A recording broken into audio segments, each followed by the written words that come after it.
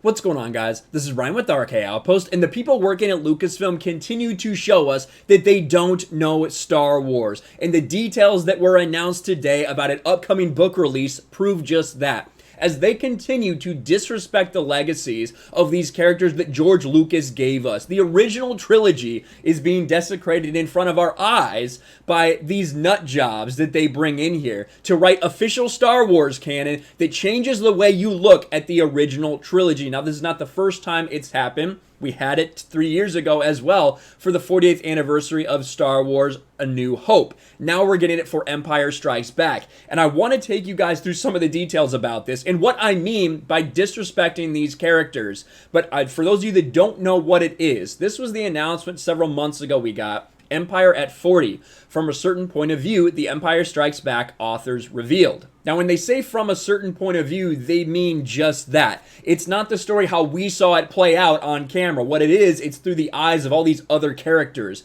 Whether it be Yoda, whether it be Force Ghost Obi-Wan Kenobi, whether it be the space slug that almost ate the Millennium Falcon, or unfortunately, from the Millennium Falcon itself. And we will get into L337 being brought back in a story told about her, forcing her into the Empire Strikes Back, as well as just disrespecting some of these characters that we love so much. We're going to get into it, but I want you to understand what it was first. They essentially have 40 different authors coming and writing these 40 stories that take place during Empire Strikes Back and about those characters at that time. Now, we had a project that was just like this 3 years ago for the 40th anniversary of A New Hope, and honestly, it was kind of a mess because it did the same thing. All these stories told by these whack job lunatics, people like Amy Ratcliffe, that get into come in and write official Star Wars canon that is full of contradictions. And it is officially canon, this From a Certain Point of View book. And we even had Matt Martin say that they know that there's a lot of problems with it, that they know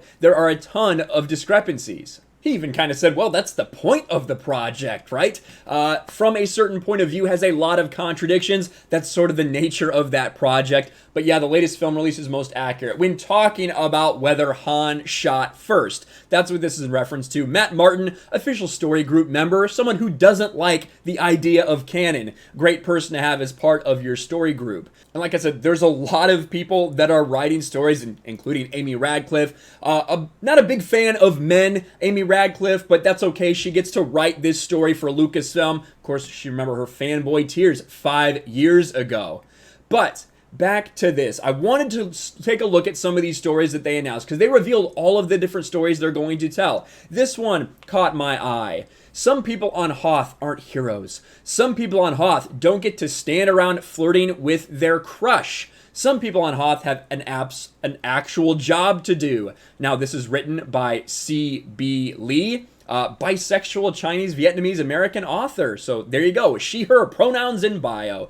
Yes. Now, this is a story about the guy who walked in between Han and Leia when they were arguing on Hoth. That is his point of view. That is this character's story. Look at this quote.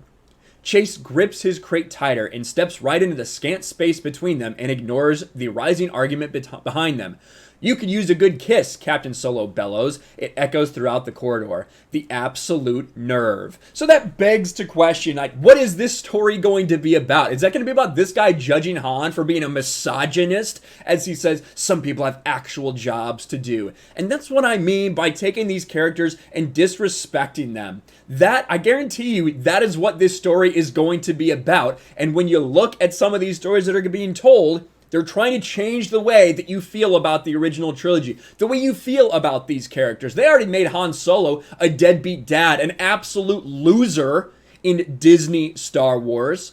And they're trying to do it right here too. They're trying to make him look like a piece of shit because that's how these people view him, because he's a white male. That is the problem with doing these stories this way and putting a whole new spin on the original trilogy, because that's what they're trying to do. But the one that maybe got more attention than any others was this tweet. Now, this is going to be about from the point of view of Force Ghost Obi-Wan Kenobi. The problem with the Skywalkers is that they care too much. Obi-Wan knows. He's always known. Now, just when you think about that line right there, the problem with the Skywalkers is that they care too much. It's a damn good thing that Luke Skywalker cared too much. It's a damn good thing that Luke Skywalker cared so much and believed so much that his father could be redeemed, that there was good in him, that he was able to turn Darth Vader at the end, to turn him back to Anakin Skywalker so that he could fulfill the prophecy of the Chosen One. But Disney Star Wars doesn't like the Skywalkers anymore. Keep that in mind. They did everything they could to undermine the Chosen One prophecy, to undermine all the good that Anakin Skywalker did at the end, to undermine everything that Luke had done. Luke became a piece of shit because that is how they view him. He's a white male. He's part of the patriarchy. They wanted to bring him down, and they did just that. Now you have another story basically shitting on the Skywalkers. But listen to this. I had hoped that dying would be enough to untangle me from the Skywalker family's issues. And here I am again, Obi-Wan Kenobi, one with the Force, and still the only thing standing between a Skywalker and an impulse decision that could have galactic consequences. Obi-Wan knew exactly what he was doing when he gave his life. When he died, he knew what he was doing. He was sacrificing himself so he could tutor Luke Skywalker. That just entangled him further in the Skywalker's problems. That's completely ridiculous, the idea that thinking that dying would alleviate him of that. That's the entire reason that he died. But what's more disturbing, I think, about this is people's reactions. Look at this guy. This is so Obi-Wan. No, it isn't, says Stieg. That's 100% right. That's 100% right. But there's some people that love this, and there's some people that absolutely hate this. And I don't know why you would love this, but they've trained a lot of people to think the Skywalkers are absolute garbage, that Luke Skywalker is absolute garbage. I'm not sure what they mean. Wait, hold on. They probably think, like me, that this is garbage. Not Obi begging to be left alone in the afterlife. Cry, cry, cry. This is a good rewatch Return of the Jedi. Yes, rewatch Return of the Jedi, please. I'm crying. This is so effing funny. Let's see. I don't know about that. I don't know why that would be funny. This is hysterical. Obi-Wan gets dragged along to negotiate with the trade feds because they got a blockade, and for the rest of his existence, he's stuck dealing with the Skywalkers. Of course, look at this one. Obi-Wan is tired of the Skywalker shenanigans. Luke Skywalker has been so diminished in Disney Star Wars. This used to be the guy who everyone held up. Everyone, no matter where you were, knew who Luke Skywalker was, knew he was a hero. This is the damage that Disney Star Wars has done to the Skywalker legacy. Force Ghost Obi-Wan facepalming while watching the Skywalker's antics. Even dying doesn't get you out of the Skywalker nonsense. That is how they have treated the Skywalkers. That is now how these Disney Star Wars fans view the Skywalker lineage and the Skywalker name, as an absolute joke. And honestly, that's what they've made it. So I guess mission accomplished, Lucasfilm. What do we have here? L3 returns. Oh my god.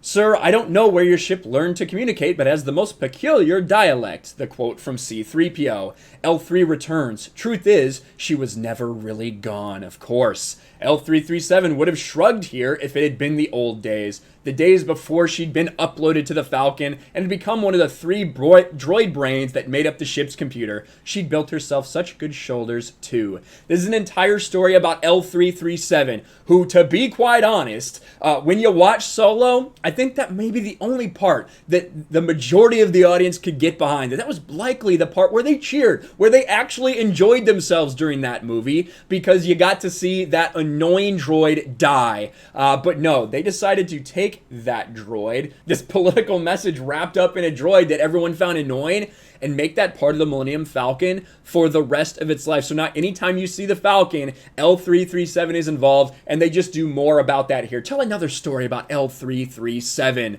because they're changing everything about the original trilogy again. And then here was another one. Again, there's 40 of these, so you can go to Star Wars Books and check it out for yourself if you want to see all 40 involved. I just picked out a couple that had really, caught my eye. This one I see a lot of people reacting to as well. This is a story about Wedge Antilles. Now, this one's written by Jason Fry, and there's a couple books from Jason Fry that I actually really enjoy. They're mostly like The Essential Guide to Blank. I think he did the Atlas, and he did The Essential Guide to Warfare.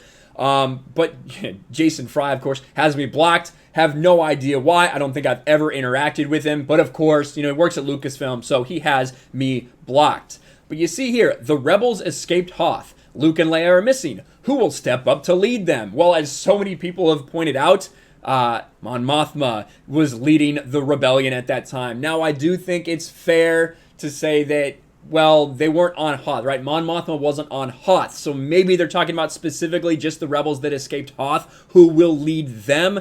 I guess that's kind of fair if you're going to tell this Wedge Antilles story, but I saw a lot of backlash in the comments like, Luke and Leia weren't leading the rebellion at the time, right? That was Mon Mothma. But just once again, sometimes Lucasfilm has to be reminded about actual Star Wars lore because the story group sure isn't going to do it for them. The story group just accepts the contradictions, just lives with it, and then complains about having to deal with canon. The bottom line, when I took a look at so many of these, I was honestly just disgusted at the way that they continue to disrespect the Skywalkers, continue to disrespect Han Solo. And for those of you who watched Force Awakens and thought that Force Awakens was good and The Last Jedi ruined it all, just look at what they did to the character of Han Solo when you really think about it, and come back to me and tell me that you actually think Force Awakens is good. I was out at Force Awakens. I hated it when I walked out of the theater that day, what they had done, how they had desecrated the character of Han Solo, who became so incredible in everything we saw, in the expanded universe. He continued that arc that he had from being that guy who only cared about himself to who he was at the end of Return of the Jedi, someone who wanted to love, someone who wanted to settle down, someone who was done with his past ways. But of course, they just reverted him to who he was because he's a white male. You can't have heroes like that in Star Wars nowadays. But let me know what you guys think about this book, this entire project. Interested to hear your thoughts. Make sure you smash a like button, subscribe to the channel, ring the bell for notifications, share this video out there, and I'll talk to you later. Thanks for watching, everyone, and a huge shout out to my patrons. I appreciate you guys so much. Want to follow me on Twitter or Instagram? Check out the description below. You'll find links to my P.O. box and my Patreon as well. And I'll talk to you guys later.